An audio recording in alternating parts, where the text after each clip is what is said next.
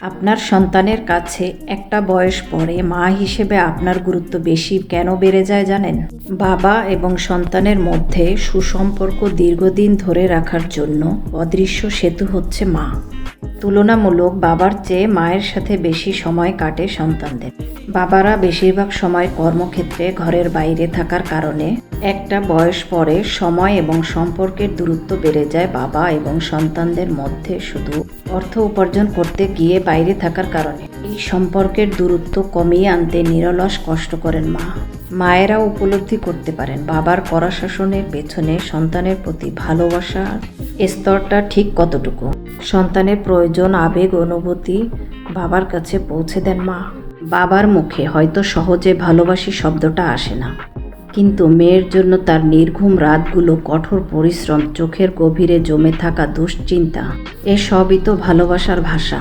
মাই হচ্ছে সেই ব্যক্তি যে এই নিঃশব্দ ভালোবাসাকে শব্দে রূপ দেন, রঙে রূপ দেন এবং অনুভূতিতে রূপ দেন।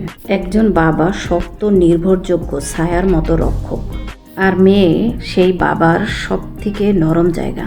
কিন্তু এই দুজনের মধ্যে নীরবে যে সম্পর্কের জাল বুনে যান সে হচ্ছে মা। বাচ্চারা যখন টিনেজ বয়সে আসে, নিজের চাওয়া পাওয়ার অনুভূতিগুলো সরাসরি বাবার কাছে প্রকাশ করতে পারে না।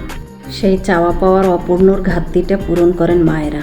বাচ্চাদের এই চাওয়া পাওয়ার দিকে যদি মা বাবা কেউ নজর না দেয়, সেই ক্ষেত্রে তাদের উভয়ের সম্পর্কের দূরত্ব বেড়ে যায়। বাচ্চারা বরাবরই একটু স্বার্থপর, আত্মকেন্দ্রিক হয়ে থাকে।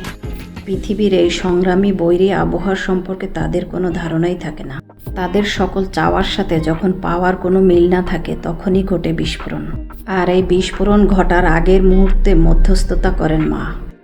সন্তানের চাওয়া পাওয়াগুলো সহজভাবে ব্যাখ্যা করে বাস্তবে রূপ দেন।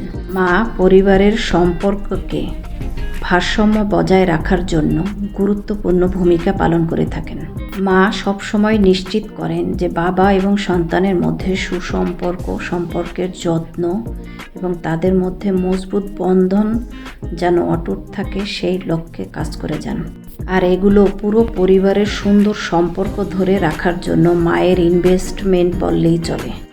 আর সন্তানরা যখন ব্যক্তি জীবনে চলে যায়, তখন মায়ের এই ক্ষুদ্র ক্ষুদ্র ইনভেস্টমেন্টগুলো তারা একটু একটু করে উপলব্ধি করতে থাকে এবং বাবা এবং মায়ের প্রতি সন্তানদের কৃতজ্ঞতা দিনে দিনে বাড়তে থাকে। আমার মতো যারা বাবা মায়ের ভালোবাসা মুখ ফুটে এখনও প্রকাশ করতে পারেননি, জীবনে একবার হলেও বাবা মাকে বলা উচিত, আমি তোমাদেরকে ভালোবাসি।